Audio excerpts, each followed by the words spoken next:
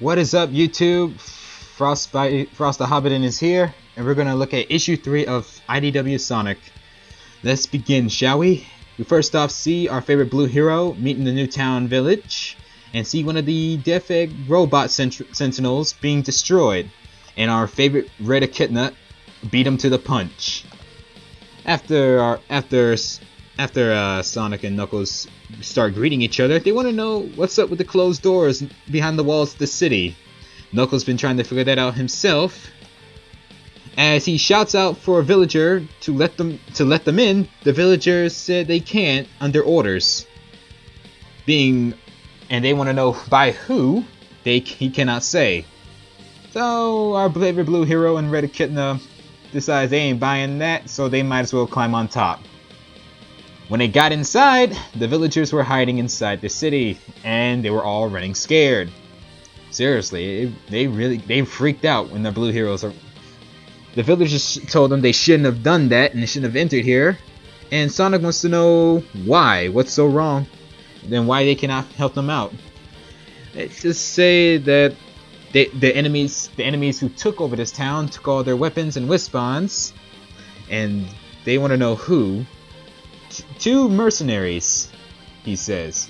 Two mercenaries been helping them out, but also in exchange they decided to take over this town as well for their protection.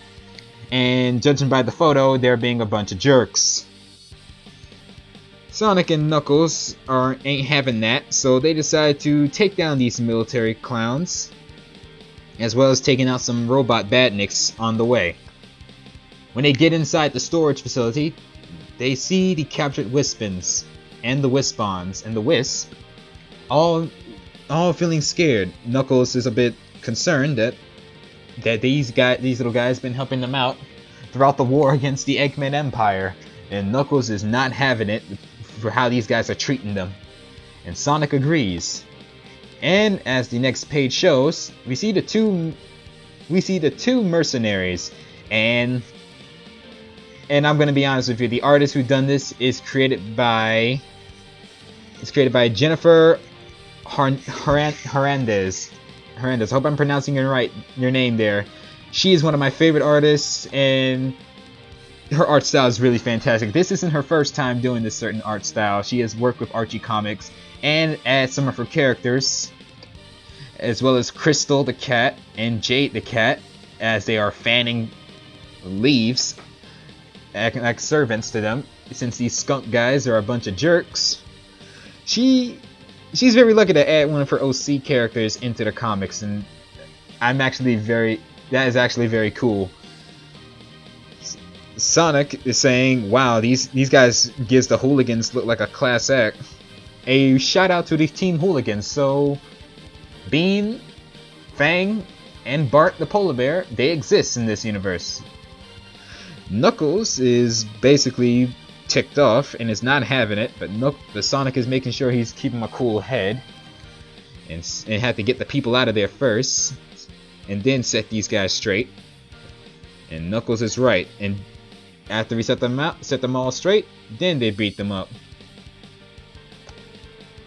And as they make their grand intro, let's just say these skunk boys aren't very happy with our blue hero and Red Echidna arriving, as that's gotta be a waste of a good drink there, buddy. Why you have to slam it on the table? As these guys pull off their introductions, they are called Rough and Tumble. Why am I getting Ginyu Force flashbacks? As Sonic is about to burst out laughing, these guys are hilarious. I would be the same as well. Knuckles is ready to fight, same goes for the Blue Blur, and Rough and Tumble are ready to fight as well. The fight was evenly matched, as Rough basically jumps over Knuckles as he takes a swing. Sonic takes Tumble out with a spin attack. Knuckles punches Rough in the face, and Tumble managed to grab Sonic's spin attack and treats him like a basketball. Really, as our blue hero is not basically having that. He bounced off the pillars and hits him back with a spin attack again. And Rough as well, as he's fighting Knuckles, does the I can't believe I'm saying this, Stink Bomber, as he basically does a spin dash straight forward and sprays Sonic with that skunk smell. And Knuckles in response, a punch to the head, sending him straight forward to the ground. Yeesh, I hope Knuckles is okay with that. That smell is horrible. Rough and Tumble saying it's time to not play around. They bring out the Wispons and start some trouble. Sonic gets an idea as a flashback of Yacker from Sonic Colors, nice flashback, that he shouts out to all the Wispons that they have helped them out save the world. And it's telling them it's Sonic that has helped them from Eggman through his amusement park. A shout out from Sonic Colors. He has helped them against the Deadly Six, shout out from Sonic Lost World, and has helped them against the Eggman Empire when Eggman took over the world. That these guys use your power to bully others, and they only need you. You don't need them. This actually makes sense. And as these Wispons no longer help out Rough and Tumble, every Wisp is ready, wants to beat the crap out of them. And as Knuckles and Sonic do their epic bro fists, they're trying to command the Wispons to get him back in their weapons so they can take out Sonic and Knuckles, but they ain't listening to them. So, guess what happened? Yeah, basically, Knuckles does a full punch to the face, and Sonic does a axe kick to his face to Rough and Tumble. As the mercenary villains are arrested, thank goodness, one of the villagers was thankful that they helped them out. As the Drill Wisp, goes inside the Wispon, Sonic is asking he wants to say thank you and wants to help fight by his side, and this basically gives the villager, makes him tear up a bit of joy, and is very thankful for that. As Rough and Tumble are a little upset and they vow that they'll come back and for revenge, Knuckles and Sonic ain't having that. Knuckles' response, thanks for the help, not that I needed it. But Sonic says, nah, but you didn't share the Batniks outside, so you owe him this. That's true.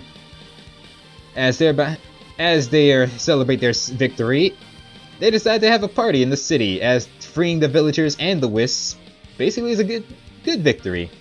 But in the background, a certain egg fighter was watching everything and is reporting to this unknown villain. I don't know who he is. It's keeping himself in the dark as a mysterious villain as they always are. We don't know anything about this guy.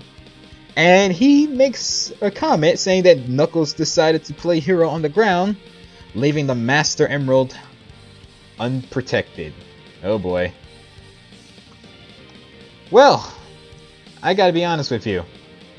This comic is basically interesting. I enjoyed this. You get to see some character developments of world building actually, and Jennifer's characters was a fun nod there. I really enjoyed that. She's so lucky to have her background characters in the main universe.